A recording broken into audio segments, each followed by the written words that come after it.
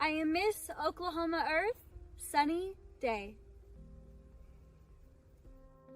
I am a woman who continues to break barriers of uncontrollable circumstances.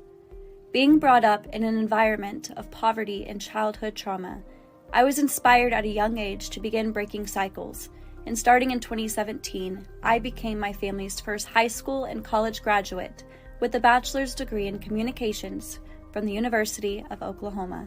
Following graduation, I was a witness to the life-changing experience of the Oklahoma teacher walkouts. From that moment, I knew that it was my calling to become an educator. I have been teaching since 2017 at one of Oklahoma's most underprivileged school districts. I currently teach 5th grade English language arts and social studies. Previously, I have taught 6th grade English and served as our school site ESL teacher. In 2020, I was honored with the title of Teacher of the Year. One of the most incredible and unique opportunities that I have been given as an educator is the ability to use my voice and experience to begin an initiative of bringing environmental conservation and activism into the classroom.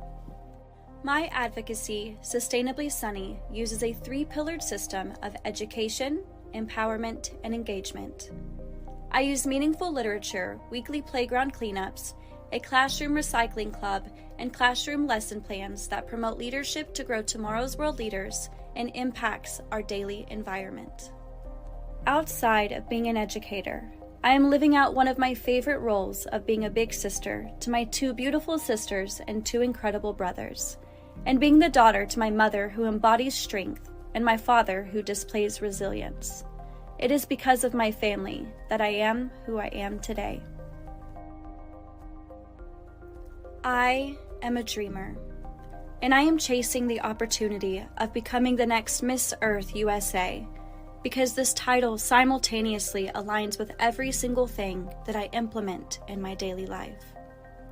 Education, mentorship, service, and awareness. Awareness to the beauty and the safety of our Mother Earth. I am an influential educator who fights for a more sustainable home in my school and state, and helps equip the future generations with the necessary skills to thrive and impact. I cannot wait to expand that influence as the next Miss Earth USA. I am here and ready to make this country that I call home my very own classroom.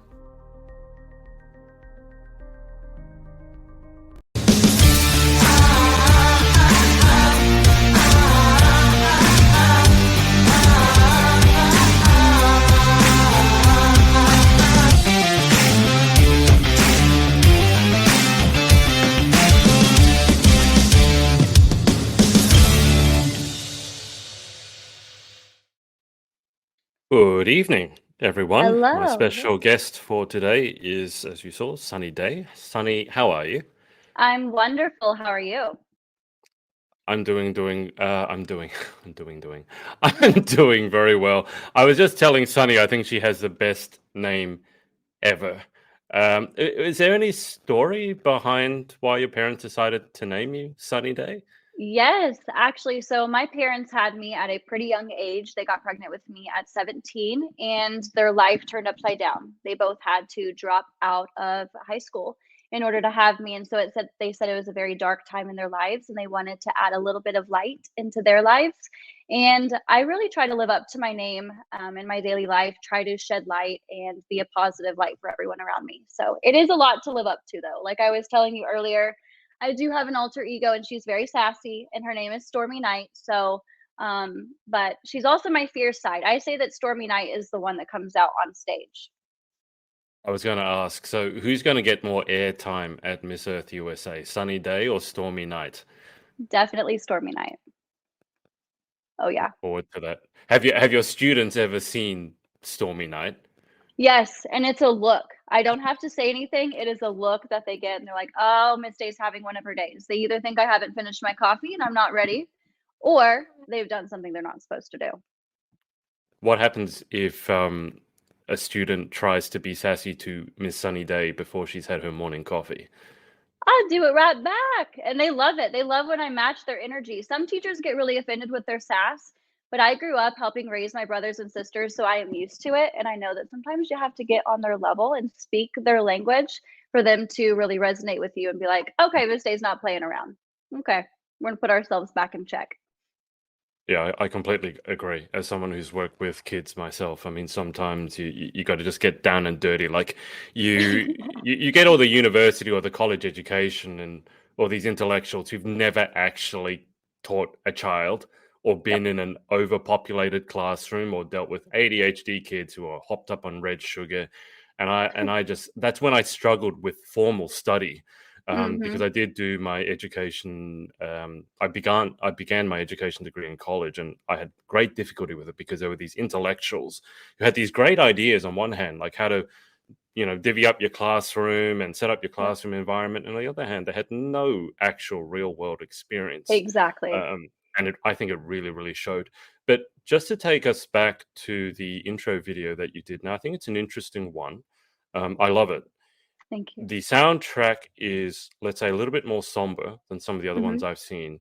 And just from some of the language you used, I get the feeling that your life certainly hasn't been all glitters and rainbows. And I like to say that the people who have the most depth have been through the most pain. So, can you tell us a little bit more about what your thinking was behind the intro video? And is it accurate to say that you've lived life? Absolutely. So, have been competing in pageants for 10 years, and I feel like for a vast majority of that experience, I have kind of put on a front and felt like I needed to fit into this mold of being picture perfect. And I've even had coaches or people in the pageant industry tell me to not tell my story because it's heavy, because it's dark, and a lot of people are going to be intimidated or even scared or threatened by it. But the truth is, as the next Miss Earth USA, I want to be a very real and authentic person because I never had someone to look up to when I was a little girl going through similar struggles. And I didn't feel like I fit in. I didn't feel like I was Mhm. worthy. Little Sunny would have never imagined that she is packed right now to go to Orlando to compete at Miss Earth USA. And I grew up, my life for the first 9 years was picture perfect. My family was beautiful. We had a house that my parents built together. But when I was 9 years old, my father developed an addiction to methamphetamines, and he decided to chase that addiction. And so I missed out on 15 years with my father, and he ended up being homeless. We were still in contact. He was still my best friend, but he was very absent as a father in my life. And whenever he left, we lost our house. My mom lost everything. She had to start working 3 to 4 jobs. We moved to Section 8 housing. My favorite day of the month turned into being food stamp day. And I literally, as a child, was in fear every day that I was going to lose my father, either because he was living on the streets or that he was going to overdose. And addiction is something that has ran in my family. Just last year, I lost both of my grandparents as a result of an overdose.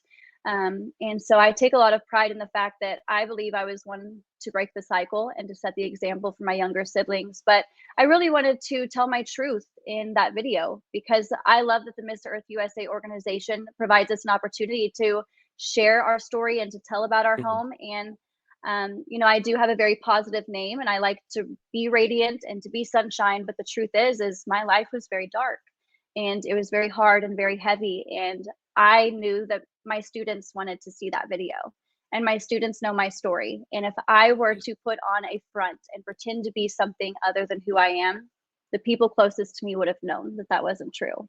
And if I win Miss Earth USA, I want to win telling my truth. I want to talk about my mental health. I want to talk about my childhood because that's the kind of story that kids need to listen to. And at the end of the day, that's why I'm running for this title, is because I want to be a beacon of hope for other kids who maybe thought that where they grew up and the clothes that they wore, they also lived in Section 8 housing. They had a parent who was homeless. They grew up with fears of losing their loved ones to drugs and alcohol. That they too have a place on this stage or just a purpose in this life, and they can be the authors of their own narrative. I feel like we could just end the interview there in terms of Oh. impact. I mean, that's a I had no idea the story ran that deep. Mhm. I don't think it's accurate to say I feel sorry for you. I certainly have empathy for you, Yeah. but something beautiful obviously has come from it. Let me just ask you, as someone who's actually been in front of students before, and I was suicidal twice in my Mhm. life, and I've always taken the view that at a certain age, anyway, okay, maybe not at 5 years old, but certainly teenagers tending towards the later teens, 15, 16, 17, 18. I think for me, it's very important as an educator to connect with those students on a very human level. I dislike trying to portray myself as perfect, whether it's as a teacher, a coach, or indeed on the pageant stage, as you mentioned, because I think no one can relate to perfect. And I honestly think it does more harm than good, because then I you, agree. even if you portrayed yourself as perfect on social media, you now have this impossible facade to live up to, and you know you're not perfect. So in many ways, it feels like a bit of a lie. So when you said that your students are aware of your story, firstly, I think that takes a lot of courage, because that's scary to, as a teacher, because you're the role model, to sort of go, "Hey, kids, I'm not perfect." Mhm. But can I ask, how did they react to it when they became aware of your story? They felt very protective, and I think, very protective of my mental health, but also very grateful that I was open with him because the school that I work at, as you could hear in my video, uh, the most at-risk schools in the state of Oklahoma. So I work with children who experienced similar or have similar backgrounds that I do. A lot of our kids are actually homeless or in foster care. Some of our kids have lost parents to drug addiction as well, and a lot of our kids' parents are incarcerated.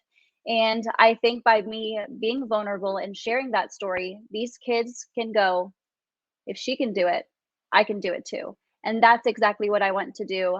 Realistically, I work with fifth and sixth graders, but my students are on an average a second grade reading level. So the truth is, they're not going to be the most literate children out there. But if I can have those students leave my classroom believing in themselves and knowing that where they come from does not determine their destiny, and also create this safe environment for kids to feel comfortable opening up about their Mm. hardships as well with me and other students, these students can now see themselves in each other. And when I first started at this district, it was kind of scary because some of our kids are involved in gangs at a very young age, and there was a lot of fighting. And I said, I need to create a safer environment in this classroom. I want these kids to not only look after me and after themselves, but I want them to look after each other because these kids don't realize that they are so much more alike than they actually think they are. And so by me sharing that story, it creates an opportunity for the kids to feel safe to talk about their hardships as well. There are kids in my classroom that the entire class knows that their parents are incarcerated or that they too have lost a parent or a loved one to drug addiction. And it's really cool to get to see them relate and bond and take care of each other. And I've seen the fighting go down because of that environment that I've created. So if I can just impact these kids and make them leave my classroom knowing that they are loved and they are worthy, then I truly believe that I've done my job.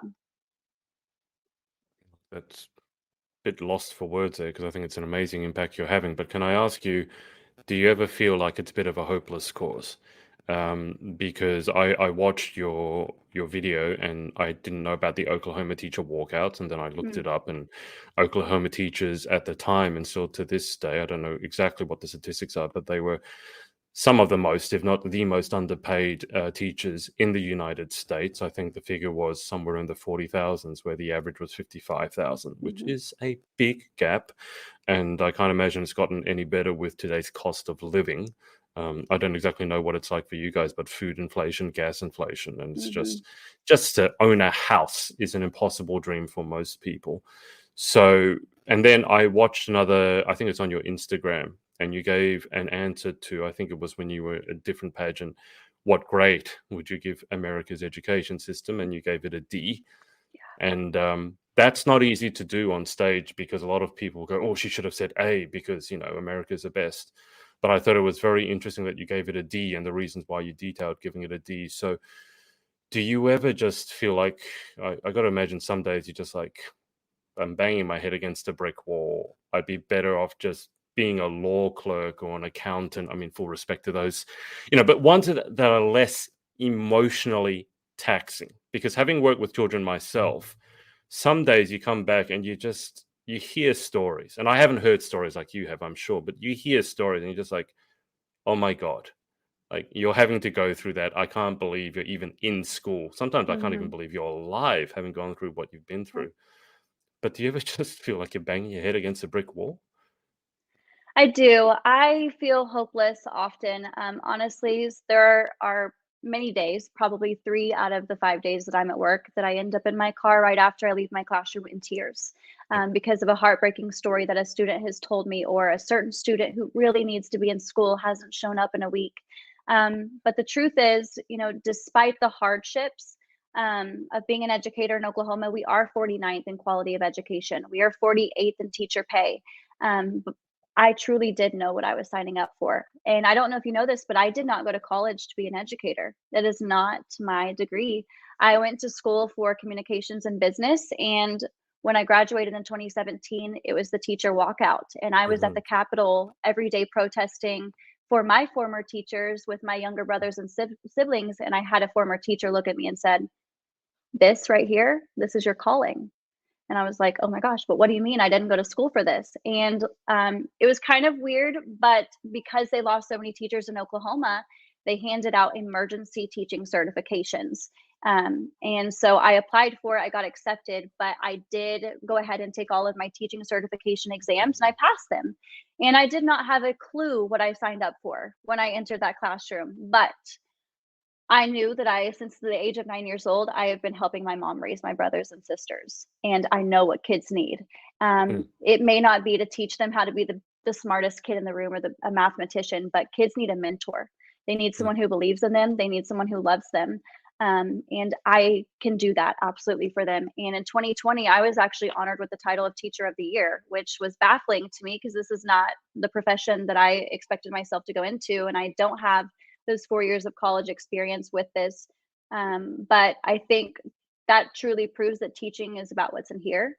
Yeah. Not There's nothing that a textbook can give you that's going to prepare you for what you experience in the classroom. You have to be Yep. thrown into it because it's going to change every year depending on the kids that walk in that Yep. classroom and their stories. So it is a struggle, but it is a struggle that is so worth it to me. Well, as long as it's worth it, Yeah. that's the main thing. I think the world needs more people such as yourself. But you just glossed over the 2020 Teacher of the Year. Hmm. Tell me more about that. Teachers are underappreciated. I think some of the most underappreciated in society. It blows my mind that a first world country, leader of the free world, such as the United States, needs to hand out emergency teacher Yeah. certifications. I mean, like, surely don't you guys, doesn't the government have plans in place to give kids the best education? I mean, like, we talk about children are the future, and that's all well and good, but put your money where your mouth is. If Yep. surely if I the agree. kids are important, and quality education is important. And I'm not talking about, I mean, you need basic literacy, obviously, but more than Hmm. that, you need role models. You need teachers who are there because they love it, not because that's the only thing they could do. And that's a big problem here in Australia. I don't know about the United States, but the entrance marks to get into teaching in the first place are some of the lowest out of any of the qualifications you could go into in terms of tertiary qualifications. um, and it just really does my head in that politicians will say, "Oh, children are our future. Education's important." And they don't lift a finger, at least from my Hmm. perspective, to do anything about it. But talk to me before I go off on a rant, because I'm very passionate about education and how I think it's screwed up in many countries anyway. The 2020 Teacher of the Year, congratulations. I mean, Thank you. how did that happen? How does that feel? Well, first off, I was very surprised that I won because 2020 was a very unconventional year for me as an educator. Obviously, we had COVID, we were teaching virtually, but we were teaching virtually to students who did not have access to internet. So when I would log on to Zoom, my kids would be in the parking lot at McDonald's using their Wi Fi at 7 o'clock in the Yes. morning. And because we lost so many teachers in 2020 because they were afraid of COVID, we had one specific job that was not fulfilled, and that is our ESL school site teacher. Mhm. And um, my principal, knowing that I will absolutely do anything for these kids, said, "Miss Day, I need you to step away from sixth grade English, and I need you to take this ESL position." And Uh, I just remember, just so just to clarify, ESL is English as a second language? yes, Right. and that is such an important job at my school because 70% of our students, their first language is Spanish. Wow. So Right. I, Spanish, I cried and I cried and I said, I'll do it, but I don't think I'm fit for this position. And I want these kids to get an education. They are so deserving. And so what I did is I spent like a week and a half trying to make this Zoom function and to teach these kids Spanish, and it wasn't working. And so I went up to my principal and I said, I need your permission to go into these homes.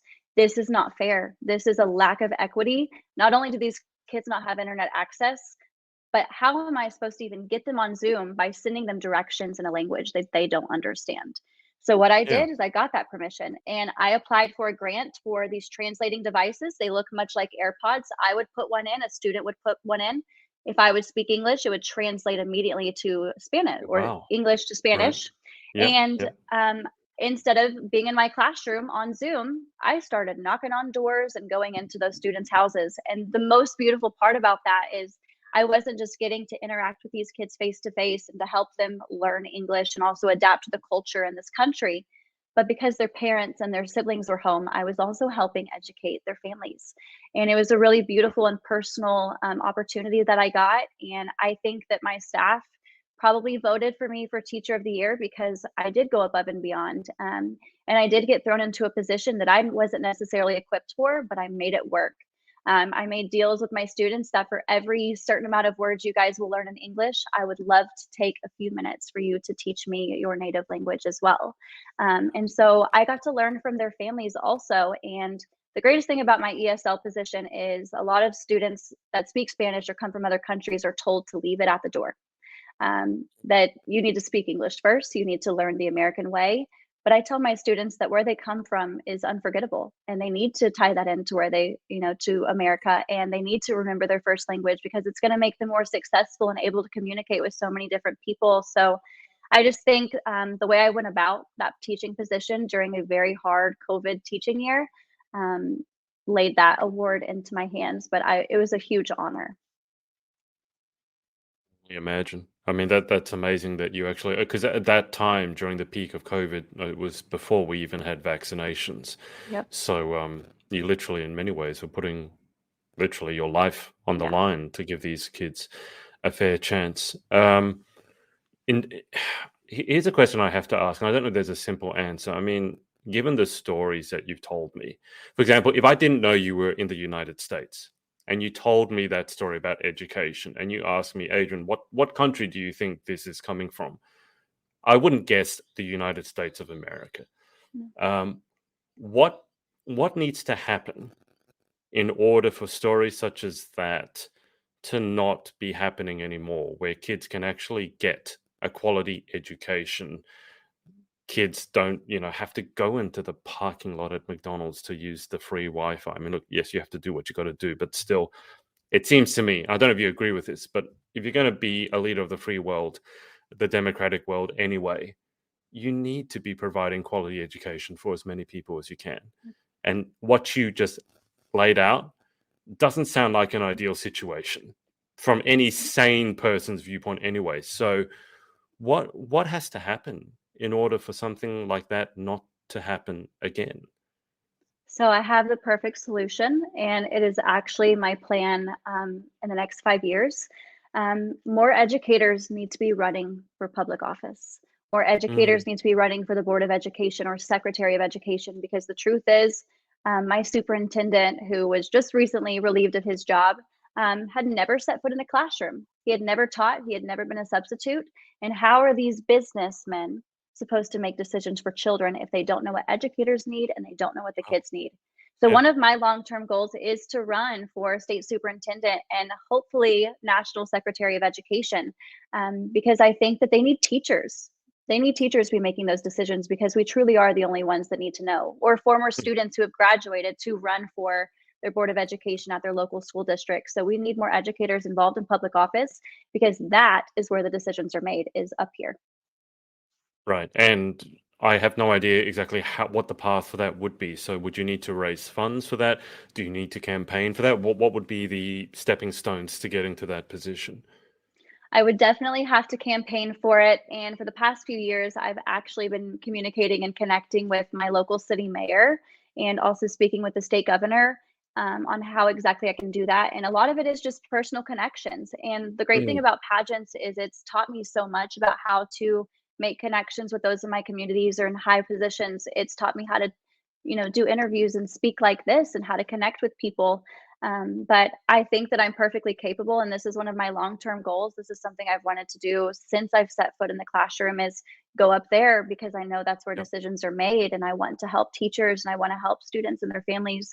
So it really is all about who you know and connecting and Yeah. being able to speak and engage with your community. Well, it's definitely one of the best parts of pageants is the network that you Yep, make. And that's absolutely. really up to you guys. You need to be active networkers. It is what you make of it. If I were to ask, so if you do get to that position, or if you were to get to that position, what are some of the changes you would like to implement first? Given obviously that politics being politics, sometimes you can institute a change and it never goes through. But forgetting that for a second, what are some of the fundamental changes you'd like to implement education wise in the United States? Well, the first thing is I would give teachers a pay raise. They deserve it, they need it, but there are two other things I really want to do. And one of them I actually have right next to me. So, this is a little snippet of what I give teachers. It's a curriculum that I have developed. It's a life skills and environmental sustainability intelligence Hmm. curriculum. It's what I hope to do is Miss Earth USA is to share this with educators for free, but we've got to change the standards and what we teach these kids. As you saw in probably one of my onstage questions, is I don't know who decided that science, math, English, and social studies were the only things that kids needed to learn. Because Yep. growing up as a little girl who had two parents who did not complete high school, I didn't know how to manage my finances. I didn't know how to apply for college, didn't even know how to do a job application. And these are skills that matter because the truth is, we have a high demographic at my school district alone of kids who drop out. And while that's devastating, it's a reality because some kids, one, just can't go that long because of uncontrollable circumstances. And two, maybe they don't want to, or their route is not to go to college. But we at least need to provide these kids with the skills to be successful with or without a degree or whatever their long-term goals are. And so it's a Mhm. life skills curriculum that I believe that needs to be implemented in all schools, especially kids who are considered at risk. And then I think we need to change the standardized testing system. It is unfair, it is Mhm. unequal, it is ridiculous. And like I said, working with kids who are fifth graders, but on a second grade reading level, you're setting these kids up for failure and heartbreak. You know that they're not where they're supposed to be, especially because of COVID. And we're still making them take a fifth or sixth grade level test, knowing that they're not on that level. And so I think they need to adjust and do a portfolio of the kids' progress from the beginning of the school year to the end and just watch their growth because it's not about perfection with kids, it's about growth. Mhm. If I have Yep. one kid who goes from writing one word to being able to write a paragraph by the end of the year, It's huge. success. Yeah. Exactly. Yep. So we've got to change the curriculum and what we choose is important to teach kids. I think the old adage is progress over perfection. A few things. Number one, if I could get a copy of that, or you can send me a link to your Yes, Sustainably Sunny, of please course. do. I'd love to read it. Number two, standardized tests. We have them in Australia. I see the point behind them, but I think they are very poorly implemented. And what Yep. usually happens is that the score is awarded for results in the standardized tests. So the teachers are now no longer actually able to teach. They have to get the kids Mhm. to pass the standardized tests, Yep. and it penalizes the worst performing schools because and the ones that need the most help because they don't do as well in the standardized tests, and their funding is tied to performance in standardized tests. So you widen the gap, and I'm like, who thought this was a good idea? Clearly, It some makes politicians, no some were. It's never, you know what I mean? Just you look at it, even at a cursory glance, you're like, okay, I get where you're coming from. Literacy is important, but this is not going to achieve it. It's like this, Mm-mm. yeah, yes, what you're aiming for is important, but this is the worst way of achieving it because, I mean, you mentioned how important it is to have someone who believes in you. And there was a study done into Olympic level athletes, and they worked out that the biggest common denominator was not natural talent, it was having a coach who Mhm. believed in them. Now, that's true for an Olympic level athlete. It's going to be true for some young kid whose parents are in jail, for God's Yep. sakes, and has to make a decision: do I eat tonight, Or do I Mm. go to school because I work my whatever job on the side to get some money so I can afford to pay maybe for my younger siblings? So standardized testing, I get it. I think it's terribly implemented in Australia. I don't know in America, but it sounds like it's Yeah, pretty much as bad as it is. Okay, it is that's my awful. answer. That's my answer. The other thing I want to bring you up on is the Oklahoma teacher walkouts. Now, one of your politicians labeled the educators at the time who were asking for a pay rise. So she likened them, I believe it was a she, likened them to teenagers asking for a car.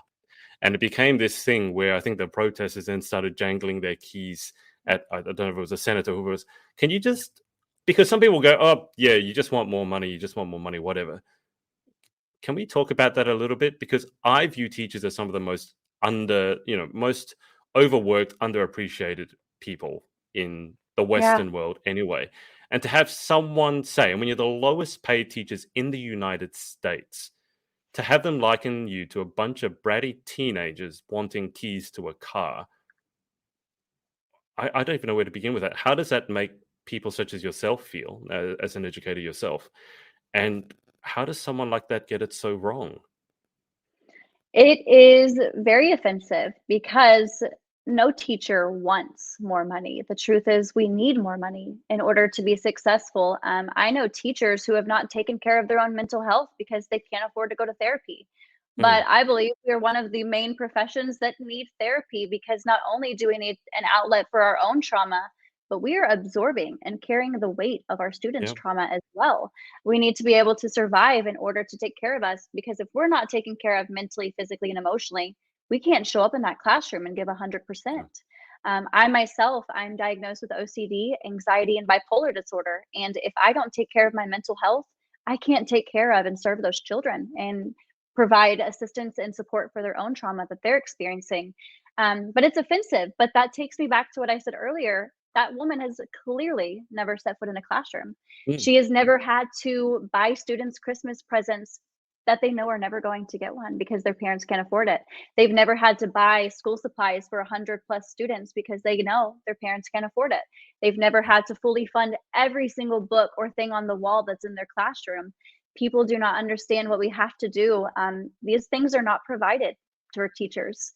And at my school, I actually don't even have textbooks or curriculum, which is why I started developing my own. And a lot of the time, I have to, it like at the beginning of the years when I didn't have experience in the classroom, I was buying other educators' work online. That was coming out of my pocket because it wasn't coming from my district. So it just shows that those people truly have no idea what educators do. But it's really Mhm. sad because that shows me that they're not accepting the fact that they are where they are because of some educator somewhere believed in them and instilled in them the skills to be able to do their job. It is such an important job because without educators, there are so many things and so many professions that wouldn't even exist. There are so many powerful people who wouldn't exist or be in the positions that they're in because a teacher didn't give them the skills that they needed to be successful. So we are underappreciated. And I think if a lot of people would just sit down and even take the time to journal about an educator that changed their life, maybe they would Mhm. appreciate us a little bit more.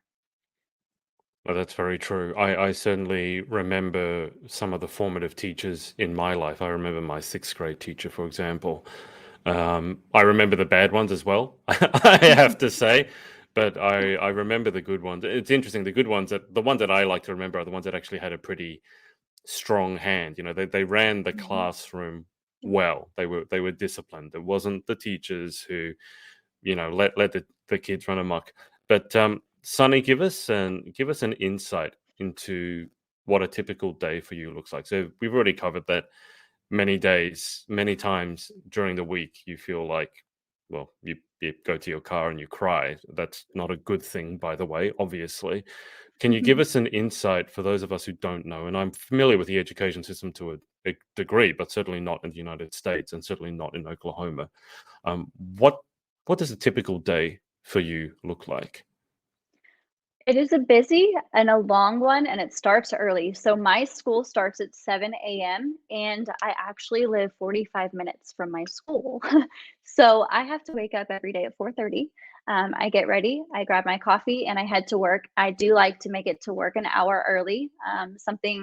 some people may call it silly or cheesy, but I pray over my students' desk every morning. So I like to get to work Mm. in time to be able to pray and kind of set the vibes and turn on my incense and turn on the lights to get the kids calm when they get there. Once kids arrive, all of our kids are on the free lunch program. So all of our kids are provided a free breakfast. So once kids come to my homeroom for breakfast, we go to this class called Success for All. So every teacher in the building teaches their subject and has a homeroom, but every teacher also teaches reading. So as I told you, our kids are on a Mhm. low level. So we break our kids up by their reading level. So I teach a level 2, 3, which means I teach kids that are on a second and third grade reading level. And that's a Right. 90-minute class. And so it's really Mhm. nice because they're not with kids that are on a sixth grade level and they can really do things where they're at. So Yep. we meet our kids where we are. After that, I have my homeroom for 2 hours straight. I do an hour of English and then I do an hour of social studies. We go out and we play recess, and then I take the kids to lunch. I'm a huge fan of having lunch with my students. I hardly bring my lunch, and so I eat the school lunch with the kids to encourage them to not be embarrassed by not having their homemade Mhm. lunches. And I hang out with the kids at the tables, and I'll alternate what class that I sit with. And then after that, I switch classes and I take my partner. His name is Mr. Cheek. I take his homeroom and do English and social studies. And then I take the kids to PE or music, and then we're done. So we're done at 2:30. And I typically spend a little bit of time preparing for the next day, getting my board all clean and cleaning my kids' desk, vacuuming. Then I come home and I take out my 80-pound boxer on a walk, and I usually do some sort of workout, but I'm also a pageant coach on the side. So I typically work with younger girls. And so I help them on their speaking skills at night. And then, like, for instance, the stack of papers I have to grade. So I come home and grade papers. So even though I leave the classroom, I still come home and I'm working till about 10 or 11 at night. So I'm running off of about 5 hours of sleep every day, but that caffeine gets me going and ready for those kids in the morning. But it starts really early. Where's the best coffee in Oklahoma, Sonny? I am a huge fan of Scooters. There's also a place called Black Rifle. It is owned by a bunch of veterans here in Oklahoma, and they have Nice. some delicious coffee. I think it's the strongest caffeine I've ever had, but it gets me wired. It's crazy. That's what we need. And Yeah. on a lighter note, tell the audience about the basketball game that you just lost. It's so sad. So today we had our teacher student basketball game. It's something that we do every year. And the teachers always win. And there was one thing that was different about this year's basketball game. I played. My students said that I did really good and I was one heck of a defense, but we lost. So I'm starting to think that I might be the Mhm. common denominator and maybe the reason that we lost. So oops. Sorry. It made the kids happy though, right before going to break. So we'll say that I let them win for an early Christmas present. That is one thing I would never let my students do, is beat me. I'm so I competitive, like, no, know. it's not, it ain't happening. You're like, nope. Ralph here, who will be, I'm assuming Ralph will be at Miss Earth USA, so thanks Yes, for I'm all so you excited do to meet as an him. educator, Sunny Day, and you have my utmost gratitude. Thanks for commenting that, Ralph. Thank I you. certainly That's so agree sweet. with it. Now we have a small thing. I believe it's called the Miss Earth USA pageant coming up, um, and you do such amazing work. And obviously, you have big ambitions, but I would say properly seeded ambitions, because that's how you're going to create the change you want, is by going into some sort of politics. How does pageantry fit in for you? Because obviously, you have an early morning start, 4:30. Mm. You have a late finish. You're running on, what I would say, running on fumes a lot of the time, right? It's emotionally tiring. It's emotionally exhausting. You have your own issues to deal with. You've got your dog to run around with. Your pageant coaching on the side. Why does Sunny Day decide that she doesn't have enough to do, that she's going to do a pageant for herself? Like, it must fit into your life somehow. Is it just a place you can go to actually enjoy yourself? Is it somewhere where you can go to fill up your own cup? Just tell me about that. How does it fit into the jigsaw puzzle that is your life?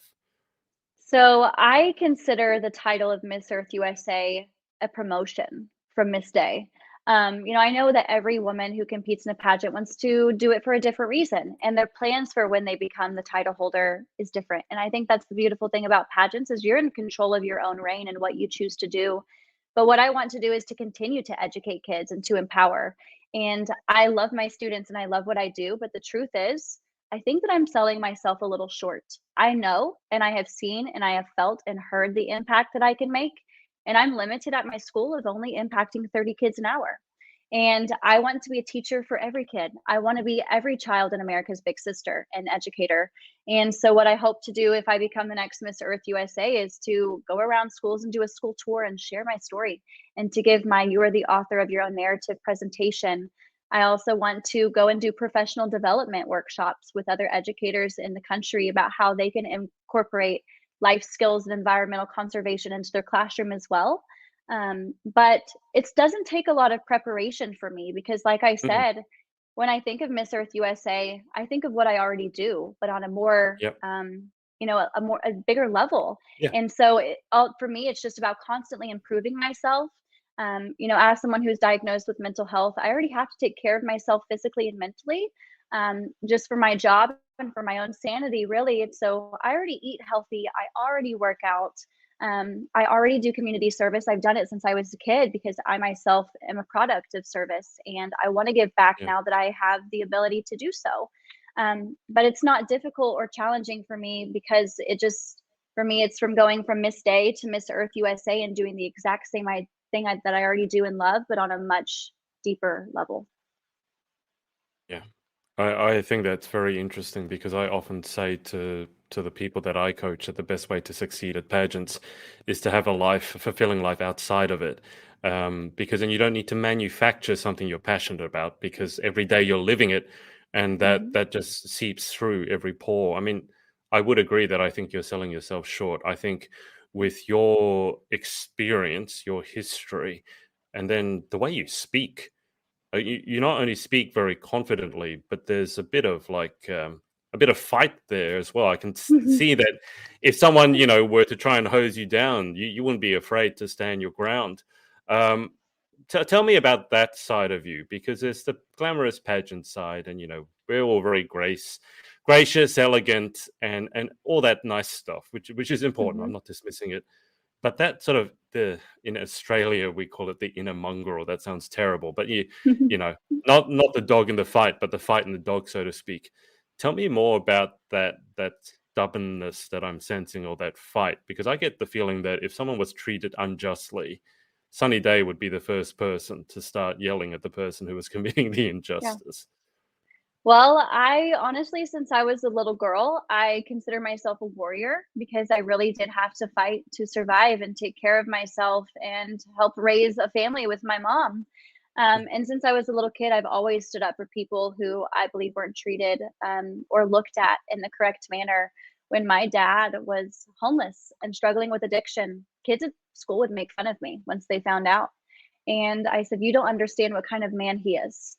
This Mm. is a man who is struggling with an illness, but this is a man that I've also given $20 to when he has nothing, and me and him go walk the streets, and he gives that $20 to another homeless man on the corner." And so, by using my story and opening up and telling people about my life experience, I feel like I'm opening other people's eyes and hearts to people that they normally wouldn't accept or love. And so, at my school, I'm constantly standing up for students and standing up for myself as well.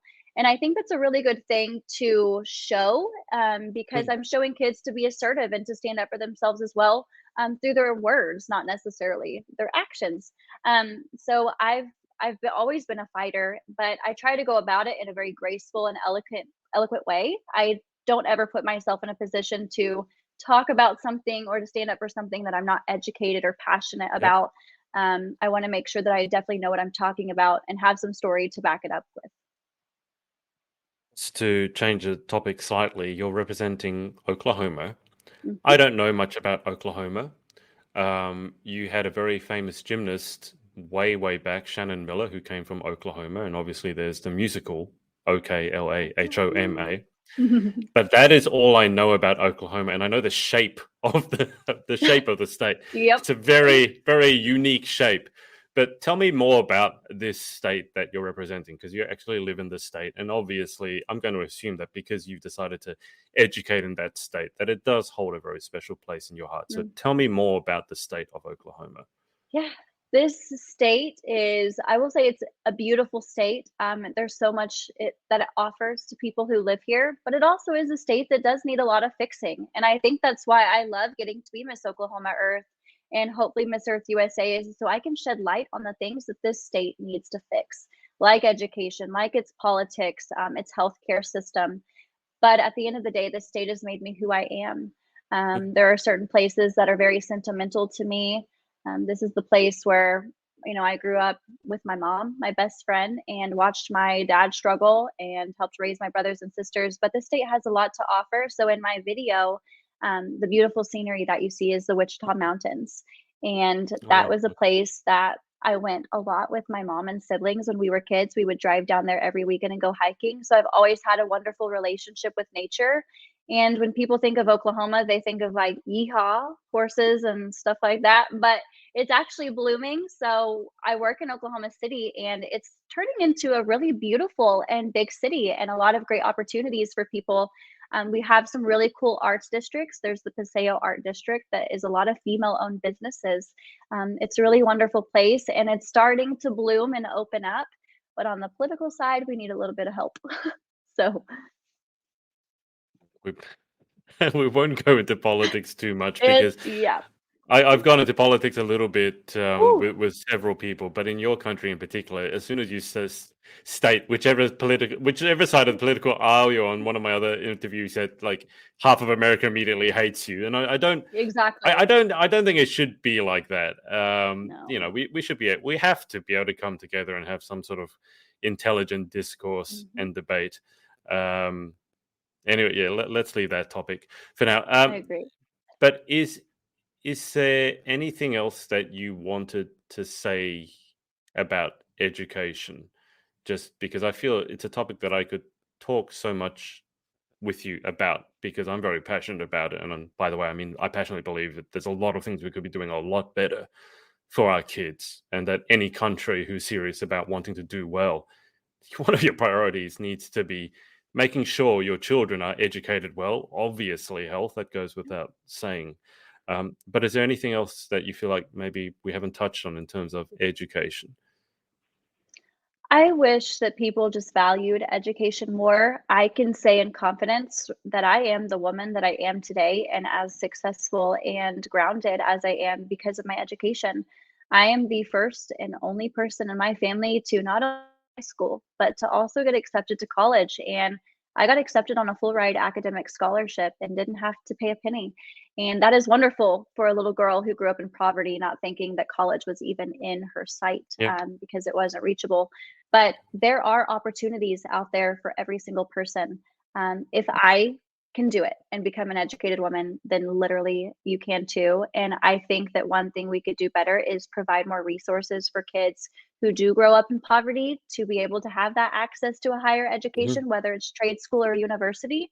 There needs to be more scholarship opportunities, but also classes starting, I think, even in middle school, teaching them how to apply for scholarships and how Yeah. to apply for universities, and almost doing personality tests to kind of match them with careers. Because the hardest part for me is neither of my parents did finish school. And so I didn't know anything about what I wanted to do or how to figure it out. And so I didn't have a lot of guidance. And it was because of my ninth grade English teacher, Mr. Flores, who I'm still friends with today, that I was able to discover a little bit about myself and the skill set that I had and what careers that could apply to. So I think if we could incorporate more of those classes in middle school and high school and help kids get starting thinking about that at a young age, then Mhm. we're setting them up for success, because kids really don't start thinking about college till their senior year in high school. And for some, that's too late. So they need to start working about their behavior, their academics, and their skill set before they get into high school, in my opinion. It also helps give them a vision, doesn't it, for the future? Hmm. Like Yeah. what's something that potentially you're aiming at? Not to say that you have to do it. I mean, you went through college and ended up doing something different than you originally Yeah. intended, but you still had something to aim at. Whereas I feel like a lot of the problems in at least Western society are caused by not really knowing what we're aiming at. If without a vision, people perish, as the Bible says, and I think that Yeah. that's very true, especially for young people. They need to have something to aim towards. Otherwise, what's the point when they get into trouble? But Sunny, let's. I it's fascinating topic and one I'd really like to see some real actual change happen. But let's just go towards a close. So before we get to the final 10 questions, is there anyone that you would like to give a shout out to? My mom and my brothers and sisters and my dad. If it weren't for my family, I don't think I would be here today, and I can say that in confidence.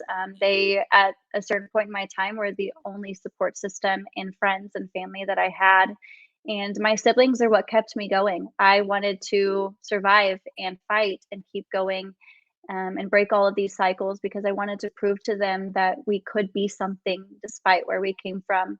And I'm grateful for both my mom and dad because they are the epitome of strength in very different ways.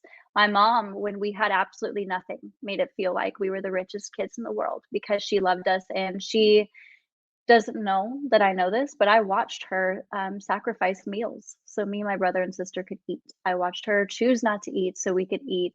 And I hope that one day when I'm a mother, I can be even half of the woman that she is. And my father, someone who also had absolutely nothing, to be such a happy and genuine and beautiful person. If it weren't for them, I don't think that I would be as passionate and as loving and as empathetic as I am. But getting to watch them really struggle and watch them fight through those struggles made me one heck of a fighter myself. So I am so grateful for my family. Perfect. All right. Well, Sunny, let's shift tack a little bit. Let's Okay. get to these final 10 questions. So, number one, what is your favorite word? Popcorn. I love popcorn and I love the word. It makes me so excited, and it literally makes me smile, and it makes me think of the movie theaters because I used to steal popcorn from the movies and put it in my purse and take it home with me. It. I have to ask you a couple. I need to say a couple of things here. So I was listening to this Blake Shelton song. He singing Uh-huh. "Footloose," and at the beginning of that, it's got that "Let's all go to the lobby." Is that? Do you know where that jingle comes from? Because we never had it in Australia. Was that in the cinema? I have no idea, honestly, but I love Blake Shelton, so anything he does works Okay. for me. Okay. All right. And popcorn. I really hate popcorn because isn't it just What? corn and it's like 80% air, It and is. it's It's a just big fluff ball, but it has butter on it and salt. Mwah, yeah. so But good. you love the butter and salt, then not the Fair. popcorn is just a vehicle that it's delivered to your. It's like someone That's else. true. One of my Texan friends said she loves escargot. You know, snails. And I said, you don't love snails. What you love is the copious amounts of garlic butter that's on. You could eat a shoe with that much garlic butter on it. It tastes all right. All right, but popcorn, the word. I've never had that in over 300 interviews. So that's the first. Number two, what is your least favorite word? Okay, are you ready for this? It's ratchet. I hear that word every day with amongst my students, and I'm so tired of them calling each other ratchet. I'm like, this is not like, as an English teacher, the word absolutely just hurts my brain. And then they just throw that at each other. It is not a nice word. I That can't was not a stand that word. It's so mean. okay. That's another word. That's another answer I haven't had. First for everything. You're welcome. Ratchet. Okay. Question three. In life, what gets you excited? What turns you on? The future and kind of the unknown, not knowing what's coming next, but knowing that I am doing everything in my will to make it the best of what it is. I like living life as a mystery. So it's exciting to me, especially leading into these next 2 weeks at Miss Earth USA. I do not know what the outcome is going to be. I know what I hope for it to be, but I'm at peace either way. And I can confidently say that I worked really hard for this. And there's not a thing that I would have changed about my journey. Question four. What turns you off? Loss. I've experienced a lot of loss and heartbreak in my life, and I know that it's something that's inevitable and it's going to happen. But as someone who has lost the people that I love in repetitive ways for my entire life, Mm. it kind of puts you on edge, and like you're walking on eggshells. You're waiting for that heartbreak to happen any day now, and so it kind of creates this constantly triggered mindset. Like I constantly feel like I have to call and get in contact with the people that I love because it could be any day that I lose someone. So the Yeah. inevitable case of losing your loved ones. Yeah. Question 5. What sound or noise do you love? Hmm. Ooh, the rain machines whenever you sleep. I get really creeped out at night. I constantly think that someone's gonna break into my house and kidnap me, and so having, like, some sort of rain sound machine kind of takes away that anxiety, and I can just kinda feel like I'm a part of nature and sleep peacefully. A rain sound machine. Yes, it sounds like there is rain. You just put it on your nightstand, and it just sounds like there's rain outside your window all day long. It's amazing. So peaceful. Oh, okay. I do love the sound of rain, but I never heard Yes, of a rain sound machine. so great. There's big things on YouTube like white noise and sound of Mhm. waves and Yep. sounds of rains and sound of storms, and I have Yes. listened to some of that because I'm a rubbish sleeper, not because I think someone's going to kidnap me, but that's interesting. Okay. Question 6. What sound or noise do you hate? Students tapping their pencils on the desk while I'm in the middle of teaching. It is a big pet peeve. That's when they get the stormy night eyes. I'm like, mm, that's enough. That's enough. It drives me bonkers. Is it just a nervous habit they have, or do they do it sometimes because they know it annoys you? Oh, it's on purpose. I start the first week of school letting them know what my pet peeves are, which I think is now a mistake because they used to Yeah, this yeah. to me. Why did you do that, Sonny? I You set basically myself told up for them. failure. You told them all the buttons to push. Exactly. Yeah. So I'll take that out of my lesson next year.